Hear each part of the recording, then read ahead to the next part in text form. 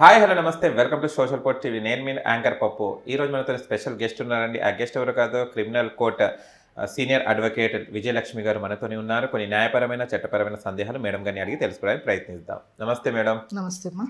ఆయన చూస్తే కనుక ఇప్పుడు రీసెంట్లీ రామ్ గోపాల్ వర్మ గారు బర్రెలక్క అంటే మీకు తెలిసే ఉంటుంది. బర్రెలక్క అమ్మాయి ఎమ్మెల్యే కంటెస్టెంట్గా చేసి ఓడిపోవడం జరిగింది.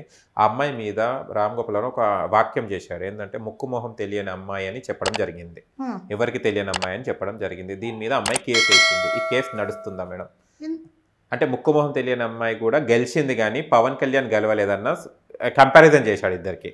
అంటే ఈ అమ్మాయి ఫీల్ అయింది, నాకు ముక్కు మొహం అంటాడేంది రామ్ గోపాల్ వర్మ గారు, నేను అమ్మ ఉన్నా అన్ని, నేను ఊరున్నదాన్ని, నన్ను అలా ఎందుకు అన్నారని ఈ అమ్మాయి ఫీల్ అయ్యి కేసు పెట్టడం జరిగింది. అంటే అతను అనడంలో ఏంటంటే ముక్కు మొహం తెలియదు అని అంటే ఇది వరకు ఎప్పుడు ఆమెమి సెలబ్రిటీ కాదు, ఏదో ఊర్లో ఆవిడ వ్యాపారం ఆవిడ చేసుకుంటున్నారు, ఆవిడ పని ఏదో ఆవిడ చేసుకుంటున్నారు, ఆ పాయింట్ ఆఫ్ వ్యూలో అని ఉండొచ్చు.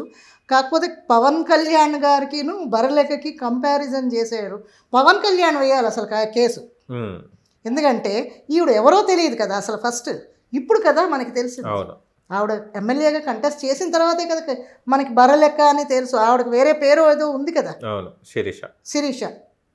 సో శిరీష అని తెలుసు. కానీ ఇతను కామెంట్ చేయడం అనేది మామూలుగా ఆవిడకి ఫేవర్గానే అన్నట్టే ఉంది. అది దాని మీద అలాంటి కేసులు ఏమి నిలబడు. Okay, thank you madam, thank you so much. చూశారు కదా ఫ్రెండ్స్, మా వీడియో కనుక నచ్చినట్లు లైక్ చేయండి, షేర్ చేయండి, కామెంట్ చేయండి, సబ్స్క్రైబ్ చేయండి ఛానల్ని. అక్కడ గంట సింబల్ టంగున కొట్టండి. నేను మీ యాంకర్ పప్పు. Bye bye.